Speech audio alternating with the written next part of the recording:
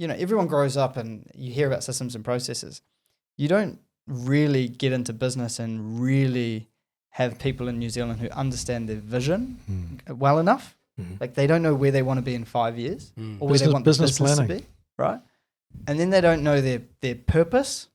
And then they don't really know what level of standard that they have. I reckon if someone knows where their standards are, if they have a high standard, they're going to expect the next person to have that standard. And then it becomes infectious. That's captured in their values. And captured in their values, Like then the next person will learn off the next person. They maintain that standard. Sounds like a business plan, mate. It is. It's a business planning session and strategy. Yeah, some business owners don't know what their values are. It's just I'm just here to serve my customers and hard get paid. work. So what's on the front page of your business plan? Vision, purpose, what you want to achieve, Values. high level budget, values. 5 things. And maybe some areas of where you think you could grow, Like a and basic maybe some SWOT. maybe some areas where you think Strengths, are weaknesses. And we talk about leadership, and the proper leader in a business goes through that session, and they go through all of those things so that they can have a better business. and unfortunately it's never done. Unfortunately, Yeah. you should need to revisit it. Especially in times like this, you sit there and we've got clients at the moment who are evaluating. Is now a good time to diversify?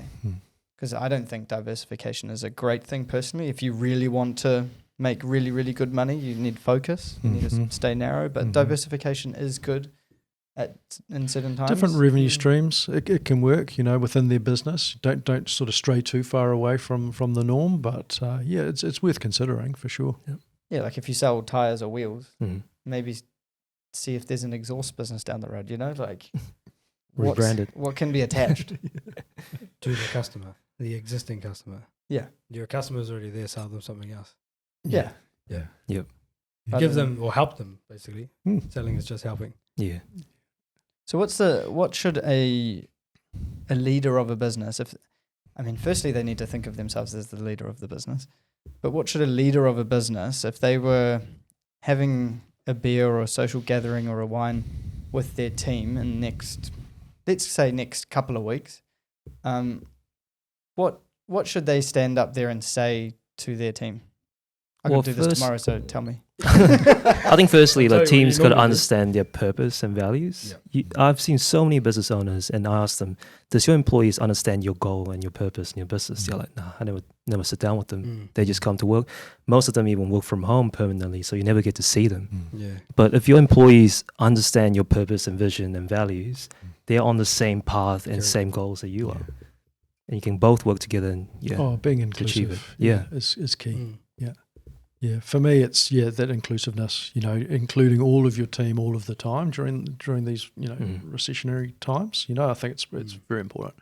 Yeah, and I think we do it pretty well at Betterco. Like we've got our catch up tomorrow, and we have regular catch ups with our team.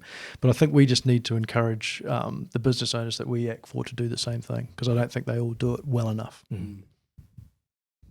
I think I think you gotta involve your team.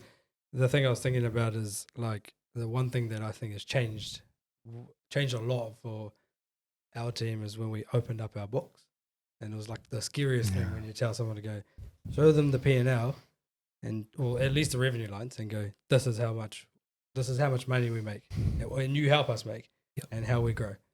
Like don't hide that. Like That's that a really good brings them point. into the journey, and they go, oh cool, well, my contribution is valued here, and actually, if this business is growing, then I can grow and I can do more things. And like people hoard or hide that. I think you got to be vulnerable. But what's funny? Like these big firms, the listed companies, are forced to show their financials online and how much they pay their CEOs, right? But in small businesses, no, I can't show how much profit is. Hush. I think it's it's just for some people it could be embarrassing or they don't know. Like, and I have this conversation.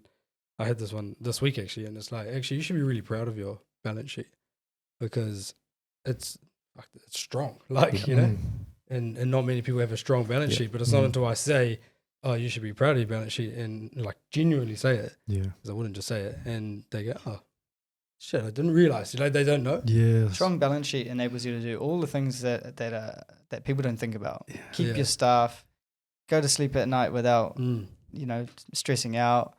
But these people being able to buy the next asset if you want to buy it, all those things that business, like the balance sheet doesn't mean shit to a business owner until you tell them that all the things you can do with because this balance sheet's good.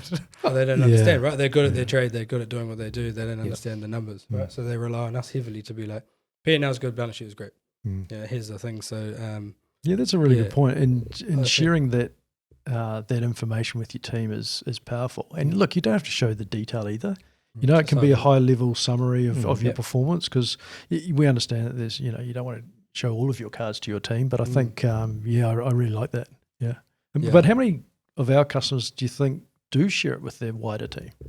Yeah, I think you got to sort of go through the steps, right? Like first get your business plan done, make sure you know where you're going so you can take them on their journey. Understand the values, then have the monthly meeting. If you're going to have a monthly meeting, then you start to introduce the P&L and, go the next step. Start with the management team as well. Blah, blah, blah. Not everybody, because sometimes it scares people. Yeah. You start with the people that have direct impact on it. Then go to the people who are actually generating it. What do you do if like your numbers are going down though? That's who you should be sharing it. That's even better, because there's right? always going to be Understand. reasons why, and as long as you can explain those reasons, you can talk to it. Yeah. Like we wouldn't know in our business exactly the reasons why a month might be slower than the others. But if we go and talk to everybody, they'll be like, oh, I was doing this. That's why. I was doing that. Yeah, you'd get 12 reasons why, right? Yeah. I suppose my point is that I don't think many businesses are sharing their numbers. That's not a common thing. We're in New Zealand, tall poppy syndrome, all that bullshit. Go live in America. It's like, just throw the financials off the rooftop. Yeah, that's it. Yeah. Hey, look how much money I make. Seven-figure business. And to be honest, no one should really care other than you about how much money you're making. Like, who gives a shit? Like, I don't care how much money people make. Like, are you happy? Are you living the life you want to live? Do you have one life? Yeah. If you don't, do time back with the family. Yeah.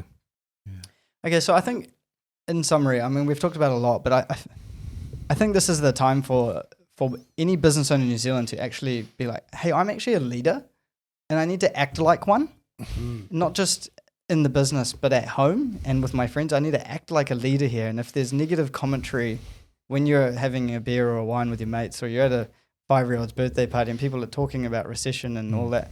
So during COVID, we said, stop talking about COVID. It's ridiculous. Like, talk about something else. Stop talking about the recession. Be a good leader. Be glass half full, I think is really important. Look at opportunities and talk to your team about, hey, we're actually in a good place. So what opportunities do you think we should take? Or, hey, we're not in a good place. These are our areas of threats that I think. Do you guys think they're the same threats? And how do you think we should deal with them? And then just go and smash it. Glass half full. Just go and empower your teams. Empower them.